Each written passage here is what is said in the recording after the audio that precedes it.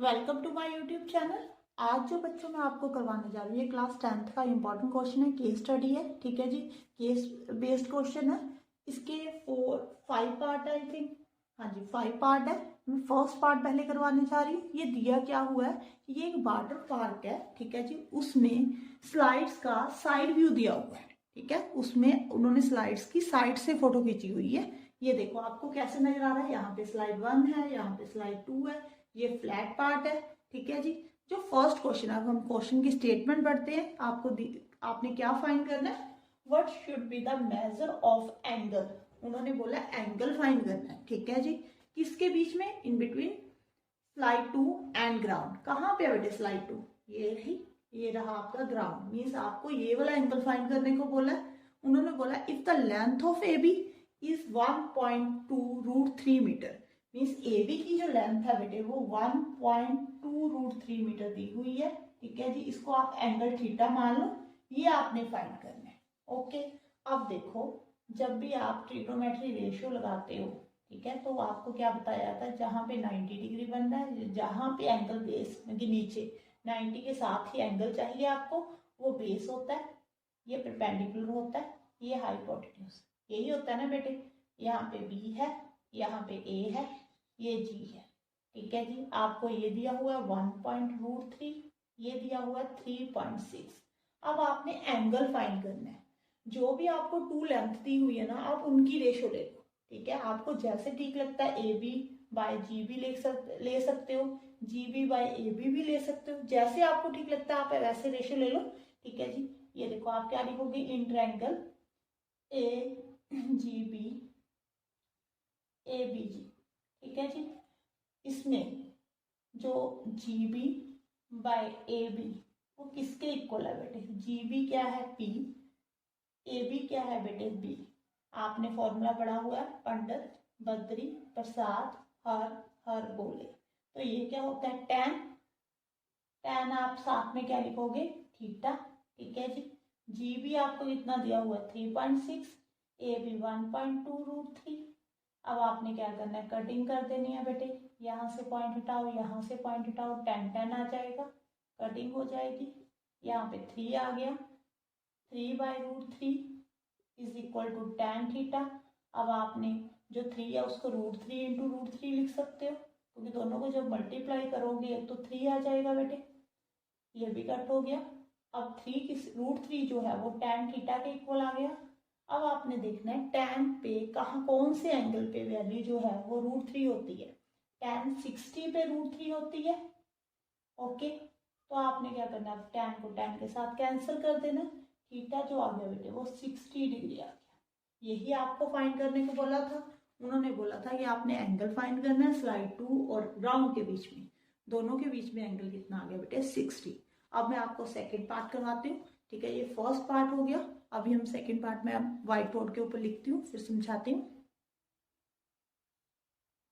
हाँ जी बेटे, अब हम सेकंड पार्ट डिस्कस करते हैं। इन्होंने हमें सेकंड पार्ट में क्या पूछा हुआ है, what should be the value of time tan A G B. ठीक है जी, जहां पे ना टैन थीटा होता है, टैन 30 होता है, उन्होंने एंगल का नेम दे दिया। इस बात में कंफ्यूज मत होना कि टैन ए जी बी क्या है। यहाँ पे बेटे आप क्या करते हो, टैन थीटा पढ़ते हो, टैन अल्फा पढ़ते हो, ठीक है, टैन ए टैन बी ऐसे ही पढ़ते हो ना। इवन कि टैन 30 टैन 45। एजीबी, एजीबी क्या है बेटे, एंगल है। मीन्स यहाँ पे जो एंगल है ना, ये आपने फाइंड करना है tan एजीबी। ठीक है, यहां से थीटा रेस कर देते हैं, आप इसको ना अल्फा मान लें। ठीक है जी, जो एजीबी है ना, मीन्स आपको tan अल्फा फाइंड करना है। ओके, अब देखो यहाँ पे बेटे 90 डिग्री एंगल बन रहा है। ओके, यहाँ पे एंगल अल्फा बन रहा है। जब भी आपने बेस लेना है तो कौन सा बेस लेना है, जहां पे 90 डिग्री एंगल बने, ठीक है, उसके साथ में ही, ठीक है, 90 डिग्री के एंगल के साथ में जो आपने एंगल फाइंड करना है ना, एजीबी, वो साथ में बनना चाहिए उसी लाइन के ऊपर। उसको आपने हमेशा बेस लेना है। ठीक है, ये आपका बेस है बेटे, ये परपेंडिकुलर है, ये हाइपोटेन्यूज है। देखो पहले जब आपका एंगल इधर था तो ये बेस था, अब यहाँ पे एंगल है तो ये बेस हो गया। ठीक है, अब देखो यहाँ पे ये जी है, ये बेटे बी है, ये ए है। उन्होंने क्या बोला हुआ है, स्लाइड 2 जो है उसकी लेंथ 6 मीटर है, ये 6 मीटर है। ओके, यहाँ पे बीजी कितना है बेटे, बीजी कौन सा नीचे वाला, ये 3.6 मीटर है। अब उन्होंने बोला है कि tan AGB निकालना है, आपने tan अल्फा निकालना है। देखो जो tan होता है वो क्या होता है, P/B। अब आपको P तो यहाँ पे गिवन नहीं है, ठीक है जी, तो आपको या तो पहले P फाइंड करना पड़ेगा, या आप ऐसे भी कर सकते हो ना। देखो जो tan अल्फा होता है वो sin alpha by cos alpha आप ऐसे लिख सकते हो, वो किसके इक्वल होता है, tan अल्फा के। आप ऐसे करो, पहले sin अल्फा निकाल लो, फिर cos अल्फा निकाल लो, फिर दोनों को क्या कर दो बेटे, डिवाइड कर दो, ठीक है जी। अब देखो अगर आप sin अल्फा निकालोगे तो आपको P/H, P फिर भी चाहिए, ठीक है। अब हमारे पास P तो है नहीं, तो आप ऐसे करो, पहले cos अल्फा निकाल लो। cos अल्फा जो है B/H के इक्वल होता है बेटे। B कितना है यहाँ पे, बेस कितना है 3.6, हाइपोटेन्यूज कितना है 6, कॉस अल्फा जो हमारा आ गया बेटे, पॉइंट हटाओ यहाँ से 0, 6, यहाँ पे 10, 2 3 ज़ा 6, 2 5 ज़ा 10। अब कॉस अल्फा जो है हमारे पास कितना आ गया बेटे, 3/5 आ गया, ठीक है। अब आपने साइन निकालना है, तो साइन का आपने एक फॉर्मूला पढ़ा होगा, sine square alpha plus cos square alpha जो होता है वो 1 के इक्वल होता है। Sine square alpha plus cos square alpha is equal to 1। अब कॉस स्क्वायर अल्फा की वैल्यू आपने फाइंड कर ली, ठीक है जी। कितना हो गया बेटे, यहाँ पे 3/5 का स्क्वायर, ठीक है जी। ये 9 हो गया, 9/25 इज इक्वल टू 1, ठीक है। अब आपने क्या करना है, 1 में से 9/25 को कट करो बेटे, 16/25 आ जाएगा। अब यहाँ पे साइन स्क्वायर अल्फा है, ठीक है, यहाँ पे साइन स्क्वायर अल्फा है, यहाँ पे आप ऐसे करो 4/5 का स्क्वायर निकाल दो, बल्कि 16/25 को 4/5 का स्क्वायर लिख दो। अब स्क्वायर के साथ स्क्वायर कैंसिल हो गया, जो साइन अल्फा आ गया बेटे वो 4/5 आ गया। ये देखो, ये आपके पास साइन आ गया, ये कॉस आ गया, ठीक है, एक साइन और कॉस आ गया। अब यहाँ पे वैल्यू पुट करो, साइन कितना है बेटे 4/5, tan कॉस कितना बेटे 3/5, 5 कैंसिल हो जाएगा, tan अल्फा कितना आ जाएगा आपके पास 4/3। ओके, देखो यहाँ पे ना ऑप्शन दिए हुए हैं, उसमें जो ऑप्शन नंबर A1 है वो करेक्ट है। अगर आप ऐसे फाइंड करना चाहते हो, यहाँ पे पाइथागोरस थ्योरम लगाकर पहले P फाइंड करना है, ठीक है, फिर आपने P/B करना है, तो आप ऐसे भी फाइंड कर सकते हो, ठीक है। दोनों तरह से आंसर सेम आएगा, ठीक है। उसमें थोड़ी सी कैलकुलेशन मुझे लगता है कि डिफिकल्ट हो जाएगी, तो आपने पहले फाइंड क्या करना है, पहले कॉस फाइंड कर लो, फिर साइन फाइंड कर लो, फिर दोनों को डिवाइड कर दो। हाँ जी, अब हम थर्ड पार्ट देखते हैं। थर्ड पार्ट में हमें क्या दिया हुआ बेटे, हाँ जी बेटे, अब थर्ड पार्ट देखो। थर्ड पार्ट में हमें क्या पूछा हुआ, इफ द स्लाइड 1, कहाँ पे स्लाइड 1, ये रही, an angle of 150 degree with the flat part. इस बात को थोड़ा सा ध्यान से पढ़ना, angle of 150 with the flat part. बच्चे क्या करते हैं, यहाँ पे एंगल बना देते हैं बेटे। उन्होंने बोला जो स्लाइड 1 है ना वो फ्लैट पार्ट के साथ कितना एंगल बना रही है, यहाँ पे एफ है, यहाँ पे लिखती हूँ, फ्लैट पार्ट के साथ कितना एंगल बना रही है 150, यहाँ पे एंगल बन रहा है, ठीक है। यहाँ पे मिस्टेक कर रहे हो आप, आगे देखो। एंड एफ डी जो है बेटे वो कितना है 8.5 मीटर। उन्होंने बोला what is the height of the top point of slide 1, slide 1 का जो टॉप पॉइंट है उससे फ्रॉम द ग्राउंड, यहाँ से EC भी लिखा हुआ है, मीन्स आपने EC की लेंथ फाइंड करनी है, ठीक है जी। ये स्लाइड 1 है, उसका जो टॉप पॉइंट है उसका, उससे जो डिस्टेंस है ग्राउंड से उसका डिस्टेंस जो है वो फाइंड करना है, मीन्स आपने EC फाइंड करना है बेटे। EC कैसे फाइंड करोगे, अगर आप ED में DC प्लस कर दोगे तो वो EC बन जाएगा। अगर ये 3.6 है तो ये भी 3.6 है, इजी है। अब ED आपने फाइंड करना है, तो ED फाइंड करना कोई मुश्किल बात नहीं है बेटे, बट यहाँ पे एंगल नहीं दिया हुआ। ये क्या बन रहा है, लीनियर पेयर, ठीक है जी। 180 होगा इसका सम, यहाँ तक तो 150 है, तो ये वाला एंगल कितना बन गया 30, ठीक है। अब आप लिखो इंटर एंगल, यहाँ पे 90 डिग्री का एंगल बन रहा है EDF, ठीक है जी।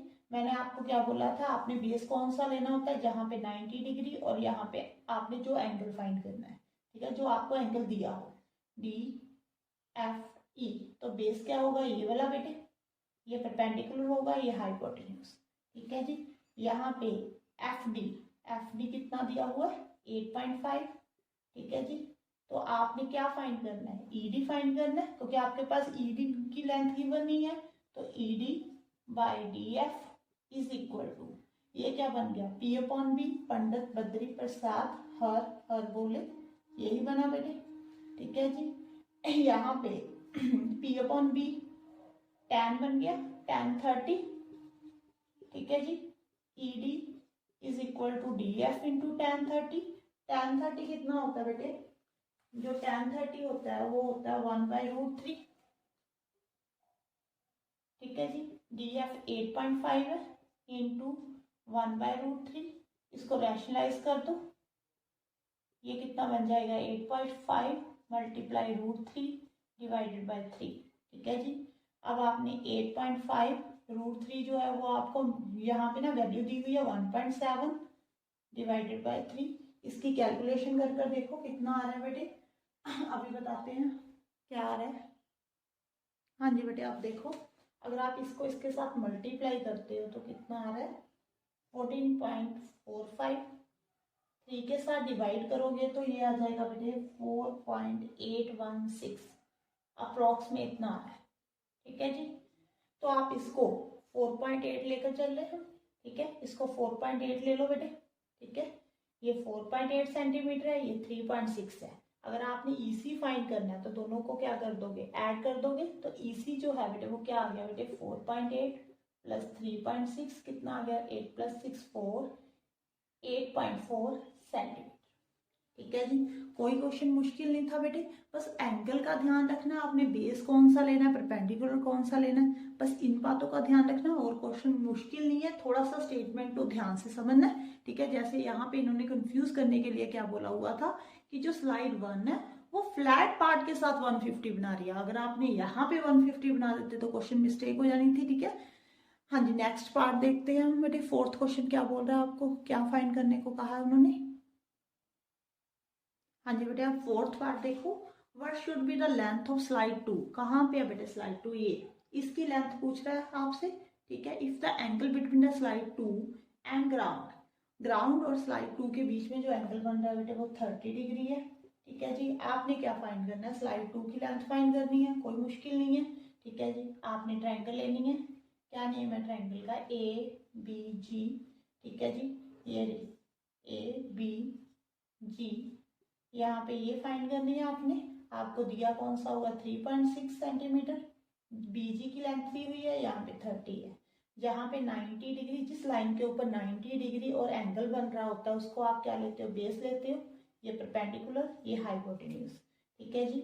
जो आपने फाइंड करना है उसको ऊपर लिखो बेटे, AG बाई GB, जो गिवन है वो नीचे लिख दो। ठीक है, पंडित बद्री प्रसाद हर बोले। ठीक है जी। H अपॉन P कितना बन गया बेटे कोसेकेंट 30। ठीक है जी। AG GB कितना दिया हुआ है 3.6, जो कोसेकेंट 30 होता है बेटे वो कितना होता है 2/1 होता है। ठीक है, तो क्रॉस मल्टीप्लाई कर दो। AG कितना आ जाएगा 2 इंटू 3.6, 6 2 12, 3 2 6 प्लस 1 7, 7.2 सेंटीमीटर। जो AG की लेंथ है बेटे वो कितनी आ गई 7.2 सेंटीमीटर। अब हम लास्ट पार्ट 5th पार्ट करते हैं बेटे। अभी समझाती हूँ मैं आपको, पहले मैं व्हाइट बोर्ड के ऊपर लिख देती हूँ। हाँ जी बेटे, जो 4th पार्ट है ना वो थोड़ा सा डिफिकल्ट है। हाँ जी, मैं समझाती हूँ। यहाँ पे देखो बेटे, आपको ना angle GAB equal to EFT। ठीक है, आप इसको शॉर्ट फॉर्म में ऐसे लिख लो कि एंगल A जो है वो F के इक्वल है, यही मतलब है। ठीक है जी। अब AGB मीन्स एंगल G जो है बेटे वो किसके इक्वल है, FED के। ओके, एंगल 2 इक्वल दिए हुए हैं। इन 2 ट्रायंगल्स में ये वाला एंगल इसके इक्वल है, ये वाला एंगल इसके इक्वल है, ये आपको गिवन है बेटे। अब देखो उन्होंने क्या पूछा है, which of this is equal to secant angle GAB। कौन सा इनमें से बेटे, नीचे ऑप्शन दिए हुए मैं अभी लिखती हूँ। जो सीकेंट GAB है उनकी सीकेंट A है वो किसके इक्वल है। ठीक है जी, यहाँ पे ऑप्शन है, अभी लिखती हूँ बेटे। यहाँ पे ऑप्शन है cos angle EFD। Okay, B option जो है वो है बेटे cos angle AGB। Third option जो है बेटे वो है कोसेकेंट एंगल FED। जो डी ऑप्शन है बेटे वो है कोसेकेंट एंगल EFD। ओके, अब उन्होंने कहा है कि जो सीकेंट ए एंगल है वो किसके इक्वल है, कॉस F के इक्वल है, कॉस G के इक्वल है, कोसेकेंट E के इक्वल है, कोसेकेंट F के इक्वल है। देखो बेटा ये थोड़ा सा मुश्किल क्वेश्चन है, बट इतना भी डिफिकल्ट नहीं है कि हम इसे सॉल्व ही नहीं कर सकते। यहाँ पे देखो, ये आपके पास टू ट्रायंगल है ABC एंड ट्रायंगल FDE। देखो इसमें एंगल A जो आपको F के इक्वल गिवन है, G जो है बेटे E के इक्वल है, जो B और D है वो दोनों 90 डिग्री हैं बेटे। इसका मतलब ट्रायंगल क्या हो गई, सिमिलर हो गई बाय AAA। ठीक है जी, इस रूल के अकॉर्डिंग एंगल सिमिलर हो गई। अगर ट्रायंगल जो है वो सिमिलर हो तो उसके कॉरस्पॉन्डिंग पार्ट्स की रेशियो जो है वो इक्वल होती है ना। आपने पढ़ा हुआ है, यही पढ़ा है आपने। अब आप ये लिख सकते हो AB by FD is equal to AG by FE is equal to BG by ED। Okay, यहाँ तक आपको समझ में आ गया कि हमने दोनों ट्रायंगल्स को क्या प्रूव कर दिया, सिमिलर है। अगर सिमिलर है तो कॉरस्पॉन्डिंग पार्ट्स की जो रेशियो है वो इक्वल होती है। अब हमें जो पूछा है ना वो देखते हैं। मैं इसको रेज करती हूँ बेटे। हाँ जी बेटे, अब देखो उन्होंने हमें पूछा है कि सीकेंट GAB किसके इक्वल है। पहले सीकेंट GAB उसकी रेशियो क्या होगी बेटे। सीकेंट क्या होता है H/B। ठीक है जी, ये ट्रायंगल है, ये एंगल है, ये 90 डिग्री, ये बेस है। H कितना है बेटे AG, B कितना है यहाँ पे AB। ओके, अब आपने क्या फाइंड करना है, cos F। कहाँ पे है बेटे F, ये रहा। ठीक है जी, ये बेस में है, ये 90 है तो ये बेस एंगल होगा। आपको cos F पूछा है तो cos F जो होता है वो क्या होता है बेटे B/H। B क्या है बेटे बेस FD, H कितना है यहाँ पे FE। ओके, अब cos G पूछा है। cos G कहाँ पे आएगा, इस ट्रायंगल में। ये वाला एंगल बेटे G है तो बेस ये लेंगे आप, ये लोगे ना बेस। ठीक है, तो यहाँ पे cos क्या होगा B/H means BG by HG। Okay, अब कोसेकेंट E पूछा, कहाँ पे, ये रहा बेटे, ये वाला बेस लेंगे कोसेकेंट E के लिए, H/P बन जाएगा। H जो है वो हाइपोटेन्यूज है मीन्स EF। P जो है बेटे वो क्या है FD। ओके, अब कोसेकेंट F पूछा है, ये रहा कोसेकेंट F, इसमें पूछा है, ये बेस होगा बेटे। कोसेकेंट F जो होगा वो H/P के इक्वल होगा। ठीक है, यहाँ पे बेस है, ये परपेंडिकुलर, ये हाइपोटेन्यूज, EF बाय यहाँ पे कितना आ जाएगा P परपेंडिकुलर ED। अब देखो यहाँ पे हमें क्या दिया होगा बेटे AG बाय AB। ठीक है जी, ये किसके इक्वल है, इसके इक्वल है, इसके इक्वल है, या इसके इक्वल है, या इसके इक्वल है, वो कैसे पता लगेगा। यहाँ पे AB और AG कहाँ पे आ रहा है, इसमें आ रहा है। ओके, अब आपने क्या करना है, AG बाय AB है तो आप इसको ऐसे करो, AB को यहाँ पे ले जाओ, EF को ऊपर लेकर आओ, तो EF by FD is equal to AG by FD। अब बताओ EF बाय FD कहाँ पे लिखा हुआ है इन सब में, ये देखो कहाँ पे है बेटे, ये। इसका मतलब जो सीकेंट A है वो किसके इक्वल है, कोसेकेंट E के। ठीक है, अगर आपने इतना सारा काम नहीं करना, मीन सबकी रेशियो नहीं लिखनी, तो आप ऐसे कर सकते हो, यहीं पे पहले आप ए जी बाई ए बी फाइंड कर लो। ए जी बाई यहाँ पे ए बी था, ठीक है जी। यहीं पे आप ए जी बाई ए बी किसके इक्वल है, इसके इक्वल है। तो ये वाला है, ये जो रेशियो है वो किसके इक्वल होगी, एंगल एफ में भी देख लेना, ठीक है जी। अगर आपने एफ बेस में एंगल एफ माना है तो किसके इक्वल है, ई में देख लेना, ठीक है जी। जैसे अगर आप एफ एंगल मान रहे हो तो यहाँ पे जो E F by F D है बेटे वो क्या है, ये ई एफ क्या है, हाइपोटेन्यूज, एफ डी जो है बेटे बेस है, तो एच बाई बी बन गया, ये सीकेंड बन गया। तो यहाँ पे तो सीकेंड है ही नहीं बेटे ऑप्शन में, तो ये तो पॉसिबल नहीं है।